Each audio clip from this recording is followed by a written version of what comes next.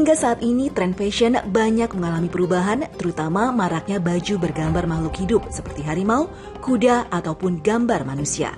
Banyak pro dan kontra yang menanggapi hukum memakai baju bergambar makhluk hidup. Beberapa ulama berpendapat, hukum sholat memakai pakaian bergambar makhluk hidup adalah mubah. Ya, pada dasarnya Islam tidak menyatakan jika sholat orang yang memakai pakaian bergambar itu batal. Artinya sah-sah saja hukumnya sholat memakai pakaian dengan gambar makhluk bernyawa atau gambar lainnya. Namun yang perlu diketahui, makhluk hidup yang dimaksud adalah tumbuhan. Dan jika gambar tersebut seperti ular, harimau atau makhluk yang terlihat nyata, maka hal itu dilarang. Karena makhluk hidup pada dasarnya dilarang untuk digambar ataupun dilukis. Rasulullah SAW bersabda dalam hadisnya, "Sungguh orang yang melukis gambar ini akan diazab pada hari kiamat kelak.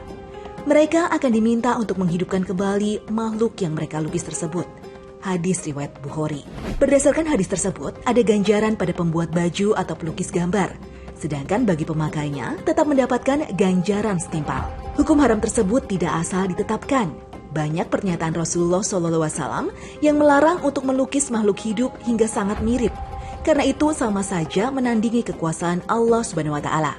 Selain itu, berdasarkan hadis dari Abu Hurairah radhiyallahu anhu, Nabi Muhammad SAW juga bersabda, "Tidak boleh bagi seorang muslim sholat menggunakan pakaian yang ada gambarnya, baik itu gambar manusia maupun yang lain yang memiliki ruh, seperti gambar kuda, unta, ataupun burung."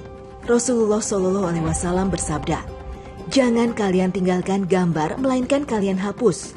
Dan beliau bersabda, "Sesungguhnya para penggambar akan diazab pada hari kiamat dan dikatakan kepada mereka, hidupkanlah apa yang telah kamu ciptakan." Hadis riwayat Abu Hurairah. Sebuah hadis juga mengatakan, jika malaikat tidak akan masuk ke dalam rumah yang memiliki gambar makhluk hidupnya. Jibril alaihissalam meminta izin kepada Nabi, maka Nabi bersabda, "Masuklah."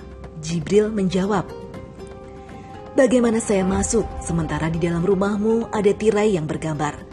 Sebaiknya kamu potong bagian kepalanya atau kamu jadikan sebagai alas yang dipakai untuk berbaring.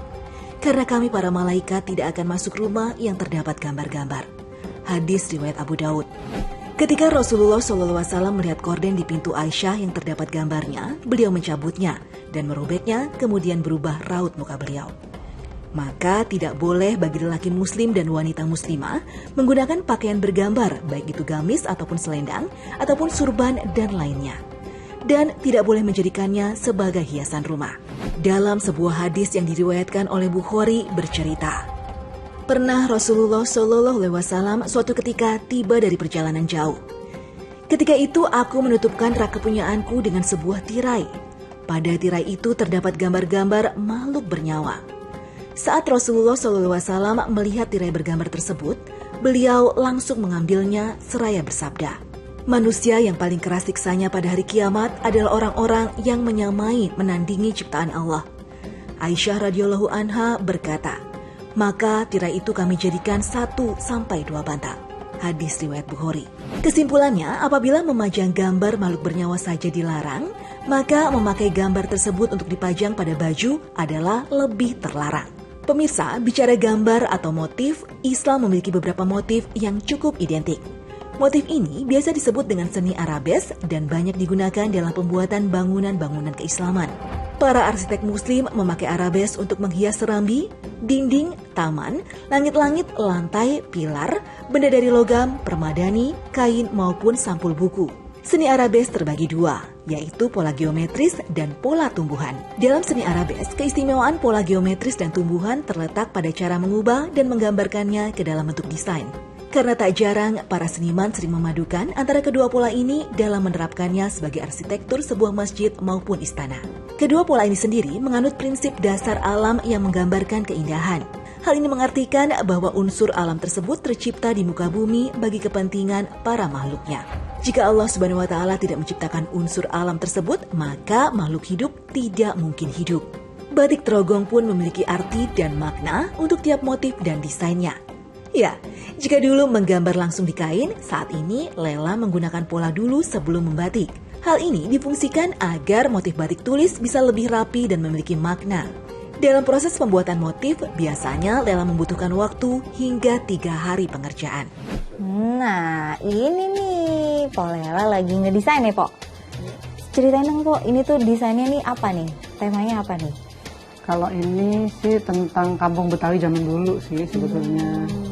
Zaman dulu sebelum ada pembangunan rumah-rumah mewah, ada golf juga. Dulu tuh terowong tuh ya saya begini, rumah bambu, rumah yang dari bambu juga, bilik yang seperti tadi di belakang itu nih.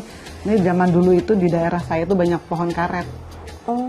Jadi sebelum jalan ke sini tuh sebelah sana tuh pohon karet semua, pohon-pohon bambu ini sampai dengan awal 70 ada kampung kayak begini di Trogong. Makanya buat mengenang kembali Betawi zaman dulu, batik Trogong membuat salah satu motif kampung Betawi di Trogong seperti ini. Jadi sebenarnya tadi kan juga udah sempat diceritain tuh sama Po Lela kalau motif-motif yang Po Lela bikin nih buat si batik Trogong itu biasanya banyak kan memang berdasarkan kisahnya Po Lela sendiri gitu ya. Terus kalau ditanya nih total berarti ada berapa desain yang udah Po bikin? Yang udah desain itu ada sekitar 40-an. 40-an, oke. Ini di belakang saya, ini juga udah ada desain-desain nih. Yang konon katanya yang paling laris nih, yang mana nih, Po? Ya ini, yang ondel-ondel Maudi ini yang paling laris. Lucu tampilannya. Oh, ini jadi dari paling laris ya? Iya, paling laris. Ini masing-masing dari saya sama Po Lela udah pegang, saya pegang baju, Po Lela pegang kain batik. Tapi Po Lela lebih punya cerita. Kenapa Po Lela pegang kain batik ini? Kenapa, Po? Ini salah satu produk batik tulis batik Trogong ya. Ini motif pencakar langit. Oke. Pencakar langit di sini ada bangunan-bangunan kan, bangunan-bangunan. Terus juga ada ini Monas ya. Ini saya buat ini kan kembang kelapa, salah satu juga ciri Betawi kan. Nah juga ini ada ondel-ondel.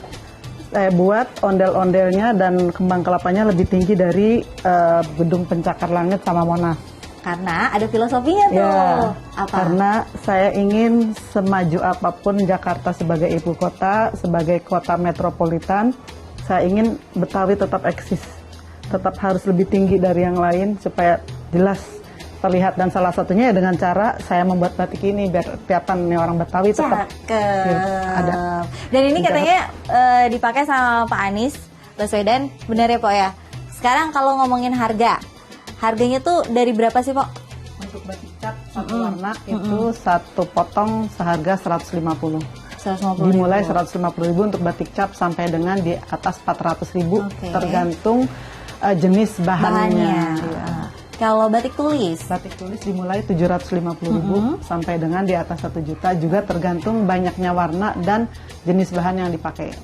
Oke, dan saya juga yakin ya kalau pemirsa Muslim Masak ini pasti udah paham lah kenapa harganya itu cenderung mahal, karena memang itu kan handmade, itulah yang jadi bukan menghargai tidak hanya dari sisi motif dan tidak hanya dari sisi model, tapi dari sisi karya seseorang itu. Dan dijamin juga biasanya kalau yang batik tulis biasanya juga dibikinnya tuh limited edition gitu ya, Pak ya.